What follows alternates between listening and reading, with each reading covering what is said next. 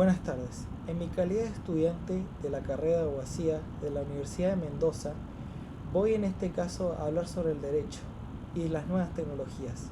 O bien podría decirse que voy a hablar de la inteligencia artificial y el impacto en el derecho.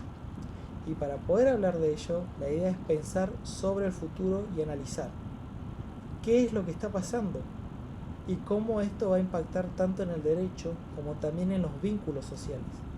Fundamentalmente, cómo va a impactar en el diseño del país. ¿Por qué?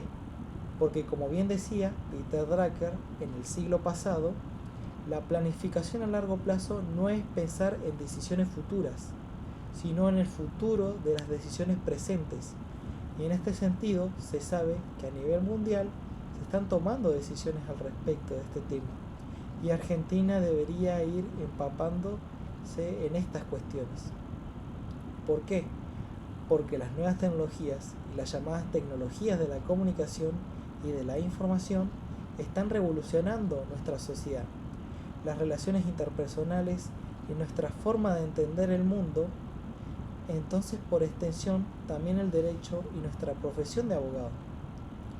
Por lo tanto, uno de los problemas fundamentales que empieza a marcar brechas cada vez más importantes, sobre todo en estos tiempos, es el analfabetismo digital.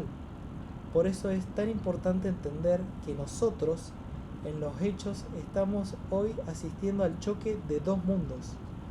Por un lado, el mundo físico en el cual todos nosotros convivimos a diario y es el que está formado en gran parte de 6 generaciones. Pero, por otro lado, vamos a ver que desde la época del 50 se viene gestando un mundo paralelo que ha hecho su explosión a partir de los años 90 y que con sus creaciones empieza a impactar en el mundo físico.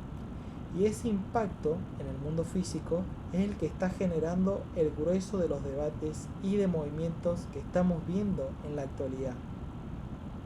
Por ejemplo, como cuando hace 2 años tuvimos que discutir la legalidad o no de Uber y se establecieron acciones judiciales y hubo jueces que vedaron el uso de esta herramienta tecnológica y los taxistas se vieron cuestionando este avance.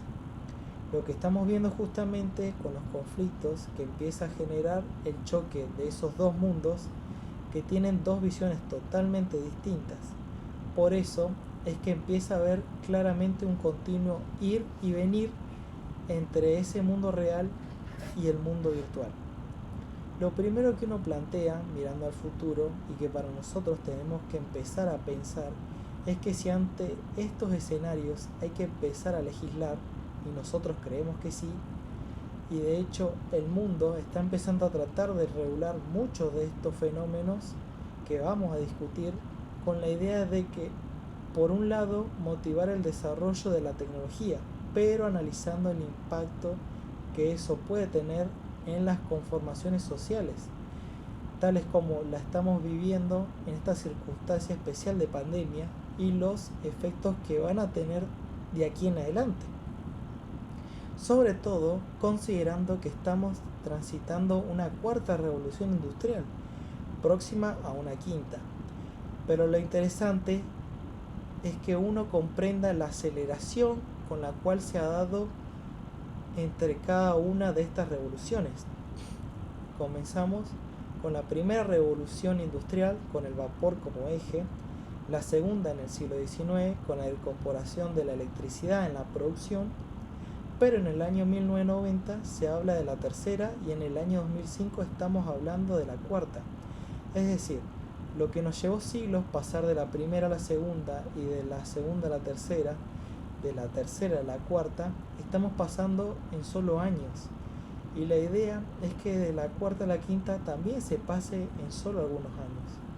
Esto nos habla de la velocidad con la cual la tecnología está impactando, no solo en el desarrollo tecnológico, sino en el impacto del entramado y el funcionamiento de la sociedad. Es decir, si miramos hacia 2 años atrás, nos damos cuenta de que en ese momento se comenzaba a hablar vagamente del teletrabajo y la situación de pandemia que estamos viviendo hoy hizo que se acelerara lo que ya estaba planificado hace un tiempo atrás.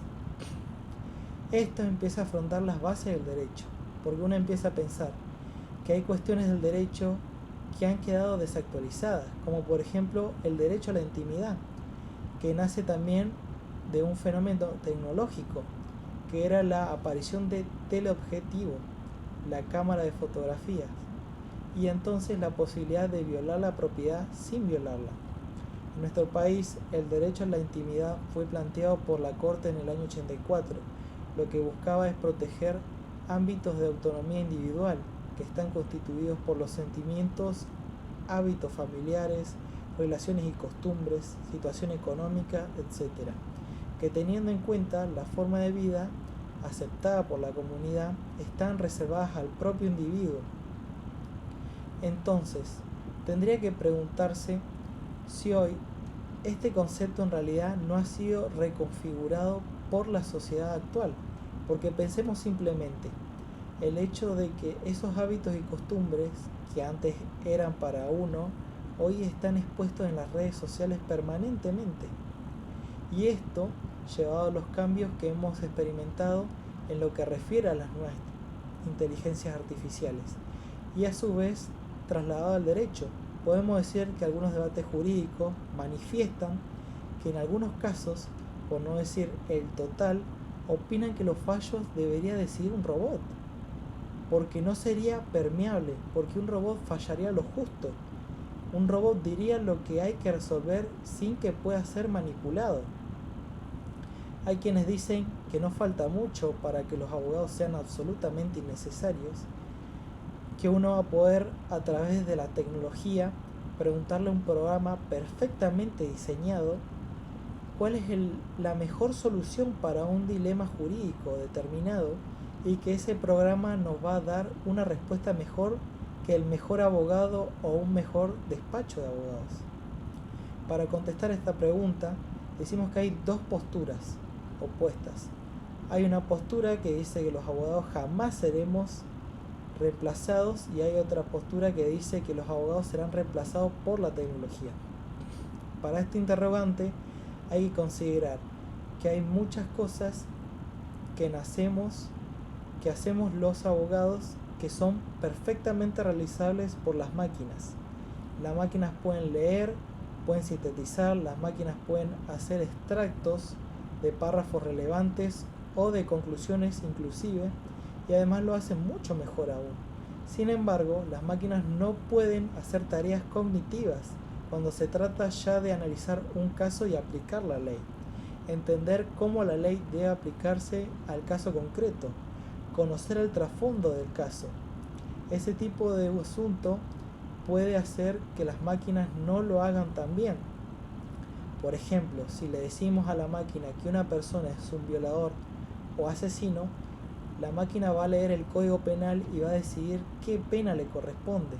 En cambio, lo que hace el juez es analizar el caso en concreto, es decir, si es un violador o un asesino, pero tal vez tuvo una infancia problemática, fue abusado sexualmente por toda su familia o fue víctima de trata, y entonces el juez conoce otras circunstancias que pueden ser atenuantes en el momento de dictar sentencia.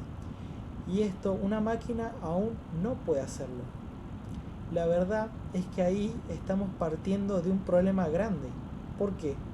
Porque esta asepsia de los sistemas informáticos, creyendo que una máquina va a realizar la tarea de una manera justa y objetiva, eso sin mencionar que lo hace mucho más rápido y más barato, la verdad es que es una premisa falsa, porque el grueso de los programas y de los sistemas están o programados por humanos o aprenden a partir de datos que han sido volcados por humanos. En mi opinión, creo que así como en un momento se pensó que la tarea de un empleado de una empresa sería reemplazado por una computadora y ya no harían falta tantos recursos humanos, y esto al final no fue así, creo que en lo que refiere al mundo de los juristas y abogados, la tecnología tendría su aporte, pero estas no reemplazarían la capacidad de análisis de un ser humano en un caso concreto. Desde ya, muchas gracias.